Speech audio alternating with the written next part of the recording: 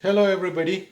Again, this is the meditation segment, the the myth and the mystery, segment four, and let's uh, let's talk a little bit in detail to understand what this mystery and myth surrounding meditation. I'll start off with how the different forces of the different forces in the nature do exist, and the untold number of forces that are not discovered, uh, and what humankind has discovered is uh, by far it's just very little. You name it, be it electricity, light, heat, sound, magnetism, whatever. These are physical forces, and then they discovered from electricity to magnetism. They discovered electrostatic waves. From electrostatic waves became the radio waves. They discovered the radio. So they dis- they discovered there are frequencies in the space. The radio signals can be transmitted to the space through this frequency, which can be picked up in the other parts of the world. So in essence, we someone from Alaska who is I always tend to talk about Alaska because I think that's one end of the world. So let's say there's a radio station.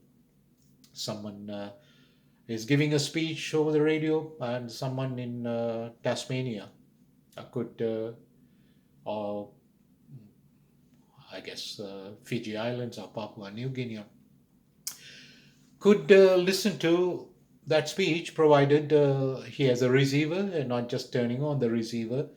He has to tune into the frequency, because it's the frequency is the path. So that's radio technology. The next step of that was the TV transmission, television. Same idea. Transmitted. You have a transmitter.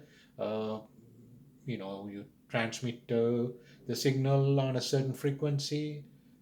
From the transmitter it goes through the space, and if anybody who could tune into that frequency from another part of the world can receive the picture in their television set. Then the next development is phone technology, digital phones, Android phones, whatever you call it.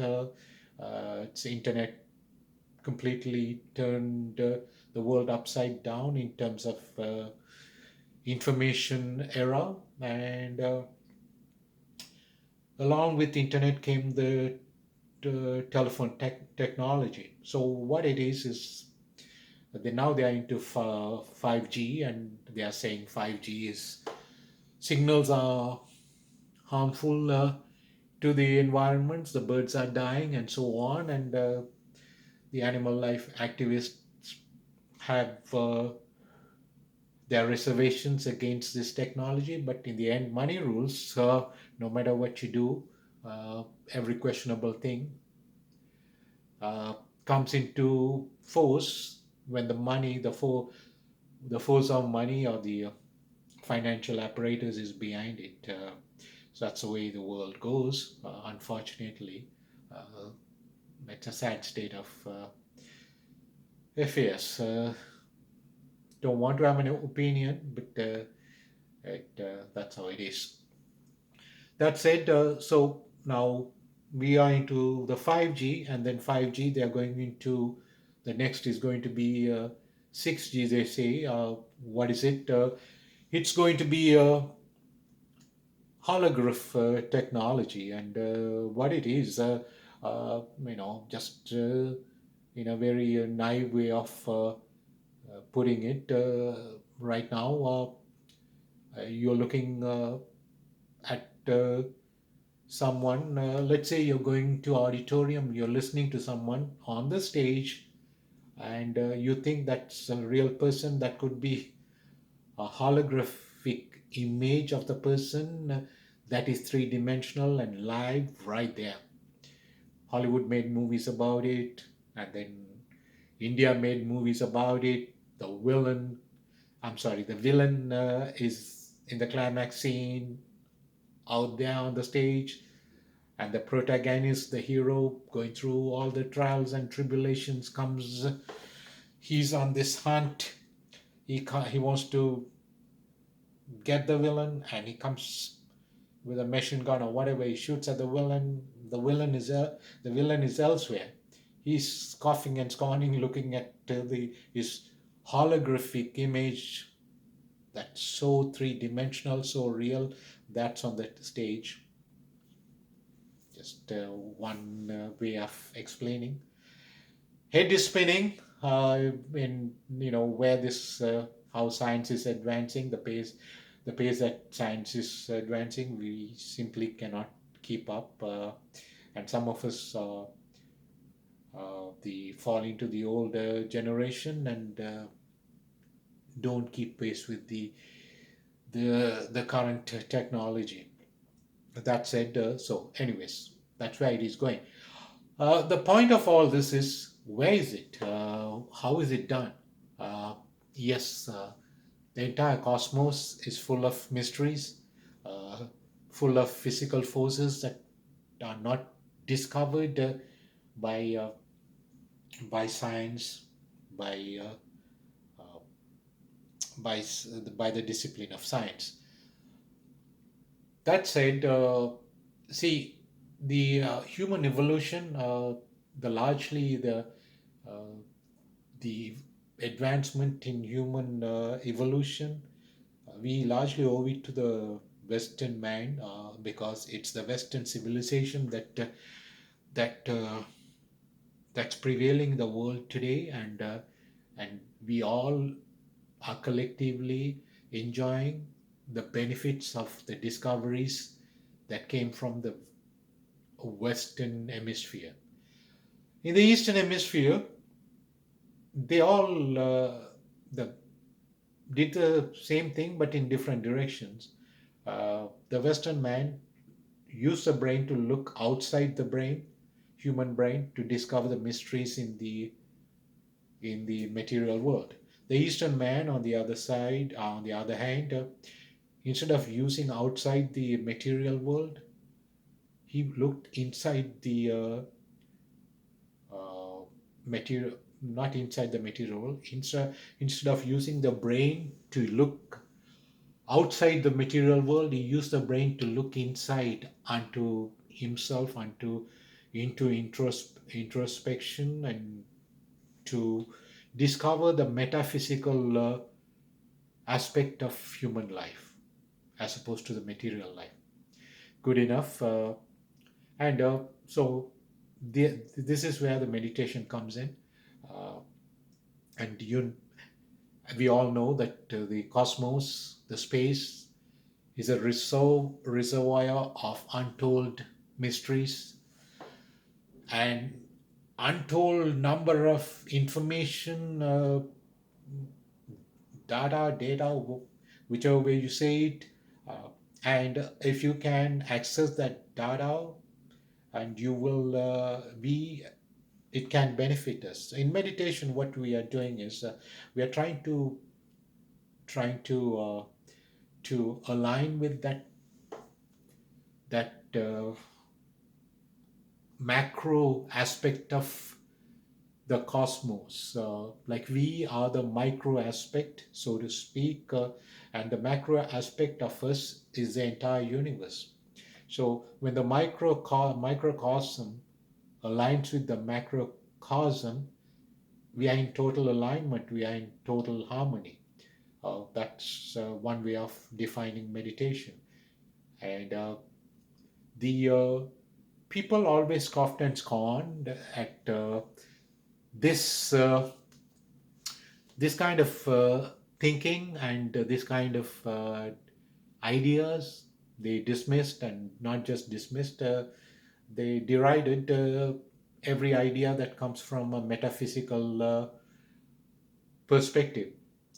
Not everything can be confined to science. Not everything can be supported by evidence. The fact that there is no evidence does not always mean such mysteries do not exist. Such forces in nature does exist, and in spite of uh, we are in spite of being able to support the existence of such forces with evidence. That said, we are uh, we are into the science, the scientific discipline that never took the metaphysical concepts seriously, and we had in science we have something called medicine, medical discipline. We have something called MRI. It's called magnetic resonance imaging, used in radiology to scan anatomical structural aspects the met and so that's MRI, and MRI largely uh, discounted the metaphysical aspects of human interactions. When two people are in communication, one person sound, one person speaks the sound, the other person, the brain hears, processes the sounds, hears, goes through the ear and goes through the brain, the information is processed, so it's a two-way process. Now they have come to acknowledge that there is more to it. It's not from one person to the other directly, just like radio technology, like just like TV technology, just like the mobile phone or cell phone technology, digital Android, you name it. Uh, it has to go through the space, the frequency, and there is a wire in the space. It has to go through it, and there's a large source of data, and the other person has to pick up by tuning into that frequency. So the same thing with the medical science MRI. They now have fMRI. It's uh, what is it? I fMRI is does examines the brain's functional anatomy and determines which part of uh, the the brain and the functionality, the metabolic activity of the brain. So now they are admitting, okay, the communication is not between one person and two people, just direct. It goes through the space, the frequency, and the other person, just like a phone call from Alaska to Tasmania. It just goes through the space, frequency.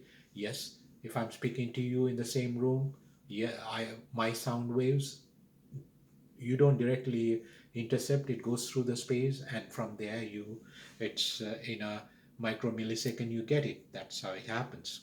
And meditation is similar. You're aligning with that the unknown animating force in the universe, the frequency, and to achieve your harmony and to attain enlightenment in a metaphysical realm. I suppose that's the as best as I could put it, and I hope this was. Uh, we'll talk about Akashic records in our next segment, probably, and that probably might be much more interesting. It all interrelated, so we'll see how all this correlates to a simple practice of meditation. Akashic record, in essence, every even Sidney Sheldon once in one of his books alluded to it. Humanity, human species, someday will evolve to a point to every person's sound waves are there in the Akashic records, be it Jesus, Moses, or whatever, whoever who lived, Buddha. Someday we will be able to receive those words like just like a TV receiver. Thank you for listening.